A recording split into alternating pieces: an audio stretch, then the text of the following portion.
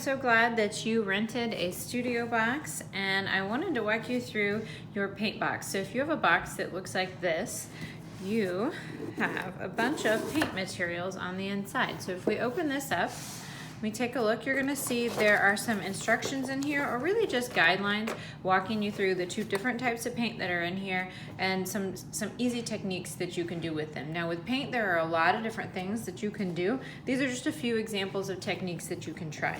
So the two different types of paint we've got here, this is my extra one here and had a little bit of a spill, but it'll still work for our tutorial here.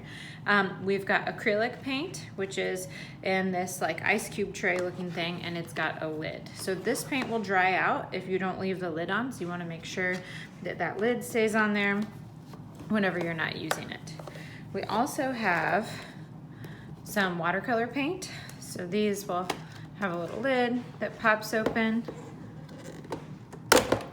And with these, you're gonna need a little cup of water in order to get these wet for them to work. So watercolor paints are really great to use, and if you wanna use these little bubbles over here to mix your own colors, you can do that too, but make sure that you dry them off before you shut your paint. Now these ones will dry out, but they're supposed to be dry in between uses, and then you add water to kind of activate them to get them going. Inside your little baggie here, you're gonna have a couple of tools. You've got a couple pencils and a pencil sharpener and an eraser for drawing out your design on paper before you paint it. Now this is an optional step, you don't have to do that, but some artists like to do that. And there's also 3 different brushes. So 2 medium brushes and 1 small little detail brush. My cat's very interested, she loves boxes. And then the last thing that we have in here, excuse me, Ula, is we've got several pieces of really nice thick paper for painting on. So step 2 on our instructions here is planning your painting. Step 1 is unbox it, which we've already done. Step 2 is planning your painting. Now there are a lot of different ways to use these 2 different types of paints and a lot of different techniques. And not all artists do this step where they draw out their picture, but if there's something you have in mind that you want to paint, it's always a good idea to draw it first. So let's go ahead and get started.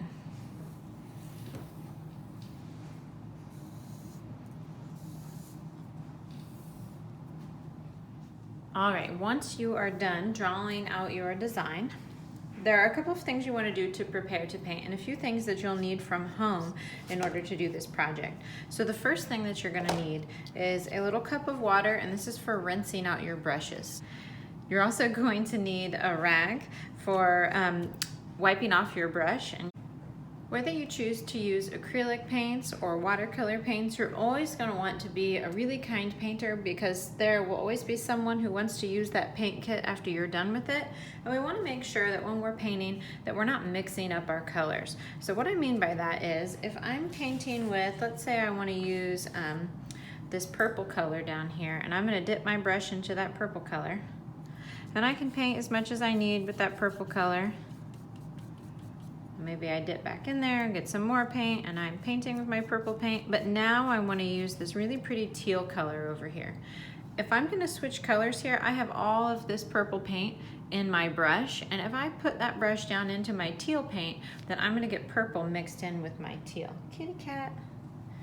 So I want to make sure to give my brush a really good bath and make sure that all of that purple paint is out of my brush before sticking it into the teal paint. That way, as my teal paint stays nice when I'm painting and doesn't change colors on me. Now, with the acrylic paints, we don't want really watered down paints. If you wanted a watered down painting experience, you want to use these watercolors here, because that's going to be really watery paint. The acrylic paints, we want to stay nice and thick. So right now I washed out my brush, but I have all this water soaked up in my brush. So if I go ahead and dip right down into the teal paint, I'm gonna be watering down my paint. So something really nice to do to keep our paints nice is to dry off your brush, just squeeze it out into the rag, make sure there's no extra water, and then you can dip into that next color. So washing off your brush when you're changing colors is a great way to protect your paints so that your painting experience is better, but also a really wonderful way to protect the paints for other people and to be a good friend to others in our class. So same rule applies with our watercolor, except you don't have to dry out your brush.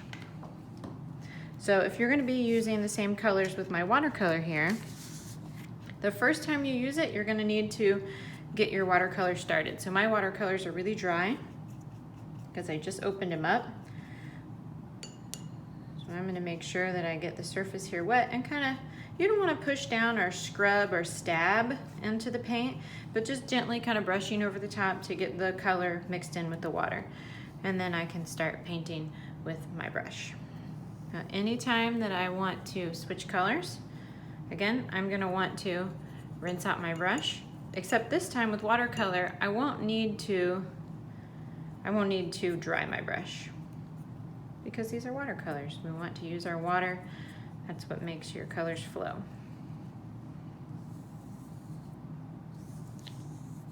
All right. All right, the first technique that I'm gonna talk about, these are watercolor techniques, is the wash. So let's say that you have an area that you really want to be fully covered in one color. So on my picture here, I might want my whole background to be one solid color. Use some clean water and to actually cover your whole area with clear water first that you want to be that solid color. My water has a little bit of blue in it. Oh my gosh, my cat is drinking watercolor. Ooh, stop that. All right, now I'm gonna keep going and cover this whole area with clear water. Let's say that I want my background to be blue. My water's a little bluish anyways, and we'll pretend that I covered my whole background with that clear water. I'm gonna get some of this blue color started here that I wanna use. And then I can start putting that into our wet water. Now because it's wet, it's not fully soaking in, the color part isn't fully soaking in because the clear water soaked into the paper. So right now, the color's just kind of floating on top. So I can push this around as much as I need and spread it out as much as I need until I get it nice and even. And that's gonna make my background much more even because I can push it around until I get it just right. So if you want a nice solid area, you want to do the wash technique.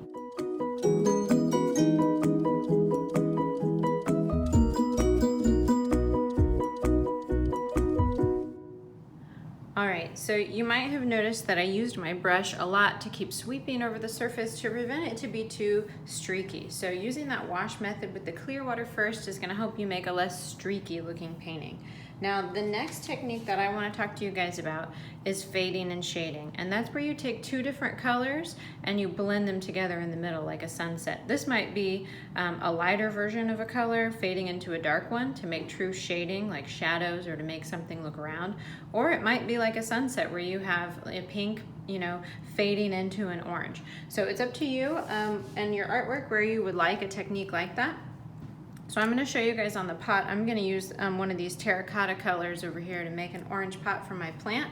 And I'm going to make it look 3D by shading and making it have a light side and a dark side. So I'm going to pretend that my light source is coming from this side. The sun is shining over here, which means that as the pot curves around away from the light, it's going to get darker over here. So what you're going to do when you do a fade and shade, you're gonna make sure that you're moving fast because you're gonna use both colors wet at the same time, and you're gonna use some clear water too to kind of scoop it together. So I'm gonna start by adding my lighter color over here.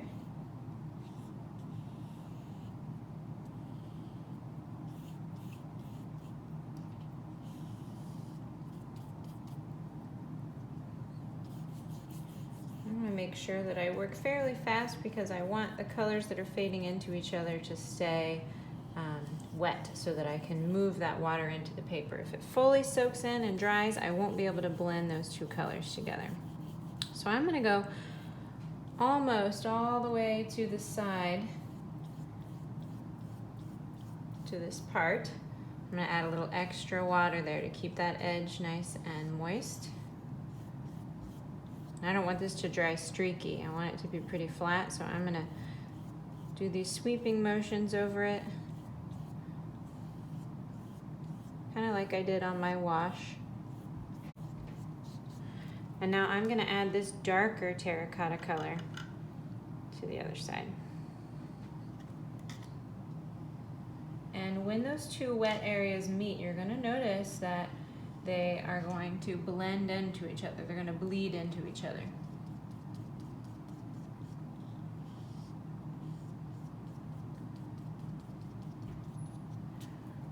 Now I'm actually going to use my rag and dry off my brush a little bit because I don't want to add more water. I don't want it to be too soapy or soupy. And I'm just gonna use my sweeping motion to try and blend these two colors together. Let it kind of blend together in the middle there. And I think maybe even later, I might go over this again and add an even darker color to this side.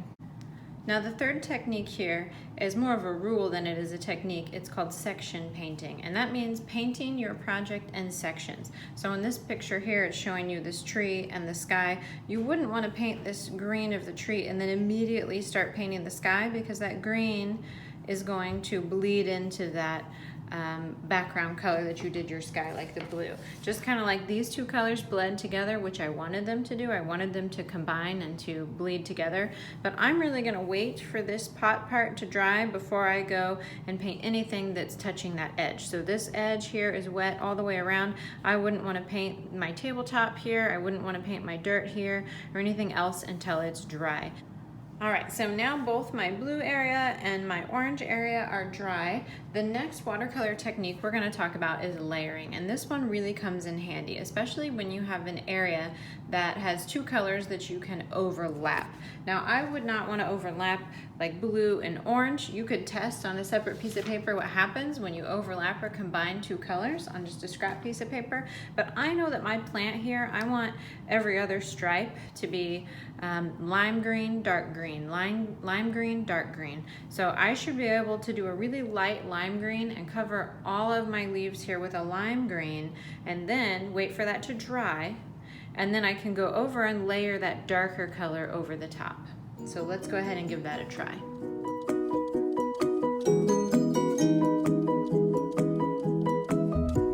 Now I'm ready to do my layering, and I have two different areas that I can layer. I'm gonna layer on my green area with a darker green color, and then I'm also gonna layer this detail over on my pot here, those little stripes that I drew before. I want those to come back out, so I'm gonna trace those again once that area is dry. So here we go.